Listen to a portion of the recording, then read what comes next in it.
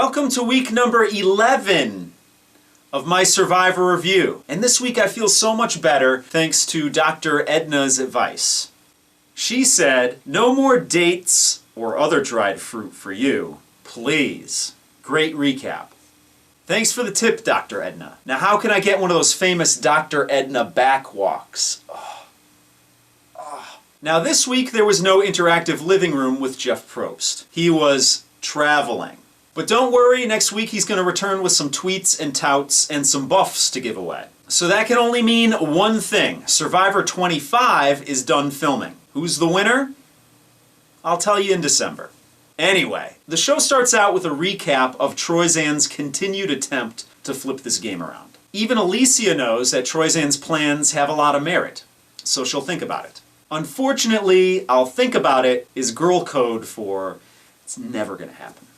So the survivors come back to camp from tribal council, and Troyzan expounds on his position in the game. He knows he's doomed, and he's at the mercy of the Girls' Alliance. So he's just hoping that they're going to cut him loose later than sooner. Now, just in case you don't know, the further you get into this game, the more you get paid. So if Troyzan can make it another 3 days, he can pay for the shocks on his Jeep, maybe get the gutters done on the house, maybe get some garden gnomes, a new Speedo, some mustache wax, and maybe his wife can get that anal bleaching. Now for the first time in this game, Kim is starting to sweat it out a little bit. Troyzan called her out at Tribal Council and put a target on her back. Don't worry, Kim. You can shrink that target on your back by not winning the reward challenge and not winning immunity this week.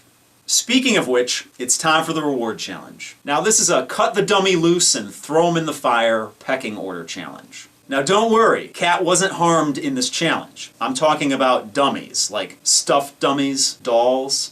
So this pecking order challenge is really simple. You answer some questions about your tribe. If you get your question right, you get to chop somebody's rope. If your rope gets chopped 3 times, you're out of the game. Which brings me to Survivor Pro Tip 139. If you're not in control of this game, keep your ears wide open because you're going to learn something during this challenge. If you are in control of this game, throw the challenge. Tell people to cut your rope and get out of there. So during this challenge, we learn a few things. Number 1, they want Troyzan out first. Duh. Number 2, the tribe doesn't think that Christina deserves to be there. And number 3, everybody thinks that Kat needs a wake-up call. Guys, aren't you expecting a lot from a wake-up call? I mean, it's only a wake-up call. It's not a miracle.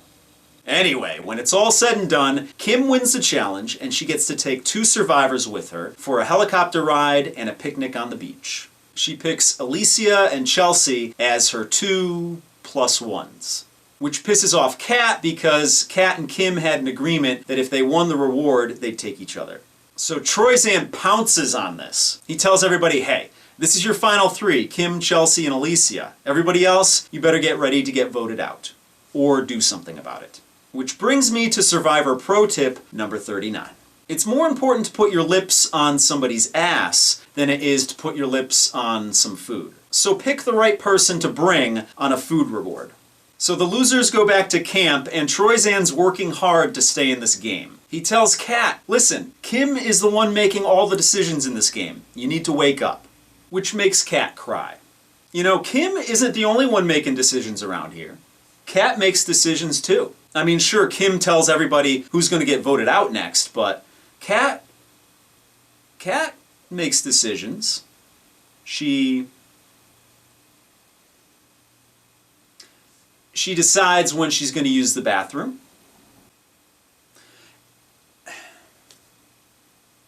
Alright, maybe Kim is making all the decisions. So Troyzan's trying to get into Kat's head, and apparently it's not that difficult to do. Unfortunately, once you're in there, there's not much to take control of. And this is where the term herding cats comes from. It can't be done. Even just herding Kat is a difficult task. Anyway, Kim, Chelsea, and Alicia come back from the reward feast, and Kim does some damage control with Kat. So up next we get a surprise visit from everybody's favorite Survivor China All-Star, Lunch Lady Denise. So she walks into camp, checking things out, and the survivors must be half crazed because they want to kill her and eat her. Fortunately, they come to their senses and just keep her as a pet. Anyway, up next is the immunity challenge. And this is a lube it up, slip and slide, ring toss challenge. Which reminds me, it's a good thing that the Girls Alliance took control of this game and not the Guys Alliance. Oh, yeah. What was I saying? So the goal of this challenge is to lube yourself up, and I don't remember the rest. Oh yeah, you gotta throw a ring onto a post. So Kim locks down the win, and if anybody's gonna lock something down with a ring, chances are it's gonna be the bridal shop owner. So it's time to go back to camp, and Troyzan initiates Operation Idol Threats, which is basically, if you don't have an immunity idol, make people believe that you do have one.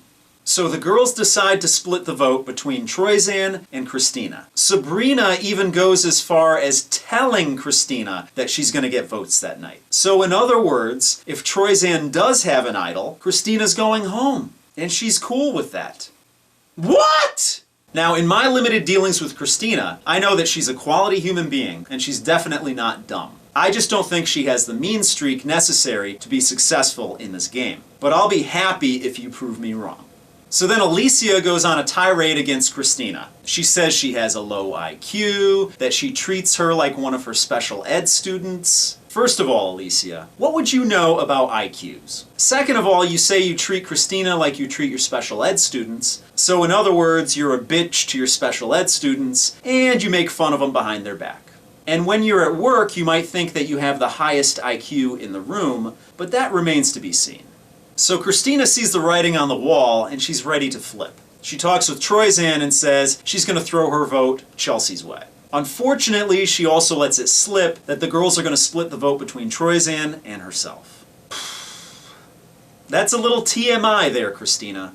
So Troyzan does the only thing that he can do. Since Christina's already going to get some votes, he's going to vote for her, and hopefully she gets enough votes to save his butt. Is this going to work? Let's go to Tribal and find out. Nope. Didn't work. Why not Troyzan? No! Which makes Juror J say, wow, but dang-a-dang. What's that smell? Oh, it's just Dawn Meehan from Survivor South Pacific, baking bread and retweeting the link to my show. Oh wait, the specialist Philip Shepard retweeted it too. Well, I guess we might as well check in and find out what's going on Twitter.